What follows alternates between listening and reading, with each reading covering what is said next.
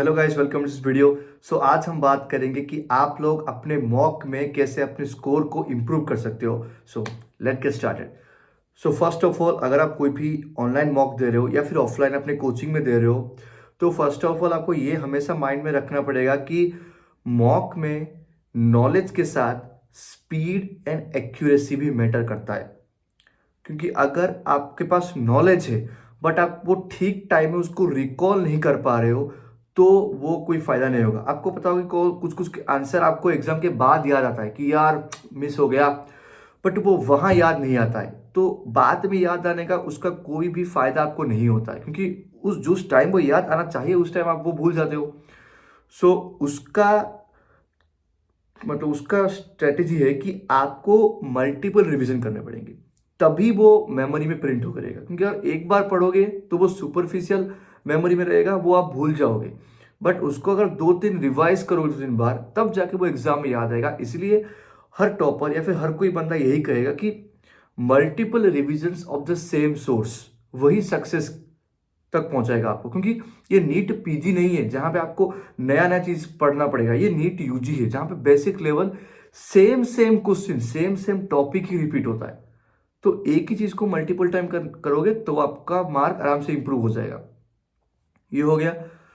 और दूसरा बात है कैलकुलेशन स्पीड। वो आपको ज्यादा ज्यादा से ज्यादा न्यूमेरिकल्स घर में सॉल्व करोगे तो आपका स्पीड इंक्रीज होगा। उसका यही सॉल्यूशन है कि आपको घर में ही ज़्यादा से ज़्यादा सॉल्यूशंस फिजिक्स के न्यूमेरिकल्स और फिजिकल केमिस्ट्री के न्यूमेरिकल्स घर में ही प्रैक्टिस करने पड़ेंगे। उसमें ही आपके स्पीड इंप्रूव होगा, तभी आप एग्जाम में उसको इफेक्टिवली टाइम मैनेजमेंट के साथ कर पाओगे। और दूसरा चीज ये हो गया कि जो आ गया बायोलॉजी में रिकॉल में हुआ मल्टीपल रिवीजन हो गया। फिजिक्स और फिजिकल केमिस्ट्री में आपके हो गए कि आपको सारे के सारे फॉर्मूलास याद होने चाहिए, और घर में आपको प्रैक्टिस करते रहना पड़ेगा न्यूमेरिकल सॉल्विंग, ताकि आपकी स्पीड इंक्रीज हो सके। और घर में भी जब आप प्रैक्टिस करोगे तो टाइम बाउंड प्रैक्टिस करना, ना कि 10 क्वेश्चन लेके बैठ गए और उसको करते रहे 2 घंटे तक। ये ऐसा नहीं करना। 10 क्वेश्चन 15 मिनट लो, 10 क्वेश्चन करो, टाइम बाउंड करो, तभी जाके तुम्हारा स्पीड इंक्रीज होगा। और एक बात मैं कहना चाहूंगा कि ट्राई टू लीव क्वेश्चंस। क्योंकि यार देखो, अगर आप एक क्वेश्चन कर रहे हो और वो आपको नहीं आ रहा है, इस मोमेंट में वो आपको याद नहीं आ रहा है, तो उसको लीव करके आगे बढ़ो। बहुत लोग होते हैं कि वो अटक के रह जाते हैं कि मैंने ये पढ़ा था, मुझे याद नहीं आ रहा है, तो वो एक क्वेश्चन में ही 2-3 मिनट अपना वेस्ट कर देते हैं। आपको ऐसा नहीं करना है, क्योंकि उस टाइम में आप 5-6 क्वेश्चन और कर दोगे तो 2-3 मिनट एक क्वेश्चन में, 1 मिनट से ज्यादा आपको टाइम वेस्ट नहीं करना है। अगर 1 मिनट के अंदर उस क्वेश्चन का हवा भी नहीं लग रहा है, आपको थोड़ा समझ भी नहीं आ रहा है कि इस क्वेश्चन में पूछा क्या है या फिर मुझे क्या करना है, तो उसको वहीं पे सर्कल मार के छोड़ो। उसको एंड में देखना पड़ेगा अगर टाइम परमिट होता है तो। क्योंकि अगर टाइम वेस्ट करोगे तो जो आगे आसान क्वेश्चन है वो आपको नहीं होंगे। इसलिए try to avoid those questions. और आखिरी में मैं एक बात कहूंगा कि जो भी न्यूमेरिकल्स आप करोगे, फिजिक्स कर दिया तो उसके बाद उसके बबल कर दो, केमिस्ट्री हो गया उसके बाद उसका बबल कर दो। ये देखो यार, बहुत लोग करते हैं कि वो एक क्वेश्चन करते हैं, एक बबल करते हैं। तो इसका ये एक नेगेटिव पॉइंट मुझे लगता है कि अगर एक क्वेश्चन किया, एक बबल किया, तो उस टाइम अगर आपने क्या किया समझो कि उस समय पेपर में बहुत ब्लैंक स्पेस होगा, तो अगर आप कहीं और राउंड कर दिए तो वो गया। इसलिए पूरा फिजिक्स कर दो, उसके बाद एक साथ बबल कर दो, तो वो ज़्यादा इफेक्टिव रहेगा। क्योंकि यार आपका माइंड भी स्विच नहीं होगा, तो वो टाइम में आपका माइंड थोड़ा रिलैक्स हो जाएगा।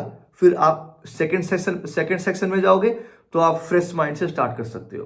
तो क्योंकि उसमें 2-3 मिनट के लिए आपका माइंड रिलैक्स हो जाएगा। ये एक अच्छा स्ट्रेटेजी है। और आप जो भी फॉलो करते हो, फिजिक्स केमिस्ट्री बायोलॉजी जो भी सीक्वेंस फॉलो करते हो, उसको हर पेपर में फॉलो करो, ना कि पेपर टू पेपर चेंज मत करो। क्योंकि लोग, कोई बच्चा कुछ करेगा। देखो, मेरा एक फ्रेंड था जो फिजिक्स फर्स्ट करता था, बट मैं जो कन्वेंशनल स्ट्रेटेजी है जैसे बायोलॉजी केमिस्ट्री फिजिक्स में वही फॉलो करता था, और एंड तक मैंने वही फॉलो किया। मेजॉरिटी लोग यही फॉलो करते हैं, ये ज्यादा लोगों के लिए कन्वीनियंट होता है। बट अगर आप कुछ अलग स्ट्रेटेजी करते हो तो उसको फॉलो करो, ना कि दूसरों को देख के। ये कुछ चीजें अगर आप इसको फॉलो करोगे तो मैं हमेशा कहते आ रहा हूं और अभी भी कह रहा हूं कि 1-2 दिन में नहीं, 1-2 महीने में नहीं, बट 3-4, अगर आप नवंबर में स्टार्ट करोगे तो वो फरवरी तक आपका मार्क जरूर इंप्रूव होगा। और कट ऑफ तो बहुत बढ़ रहा है यार। एमकेसीजी मेरा कॉलेज में इस टाइम कट ऑफ है 720 में से जनरल कैटेगरी 668 कट ऑफ है हमारे कॉलेज का। सो इतना हाई कट ऑफ जा रहा है हमारा कॉलेज। जो मैं एडमिशन लेता तो 620 क्या 15 या 13 के आसपास गया था, अब 668 तक गया है। So you can see the fluctuation level. So follow करो और सिली मिस्टेक्स को अवॉइड करो, तो आपका मार्क जरूर इंप्रूव होगा। So see you in the next one. Bye bye.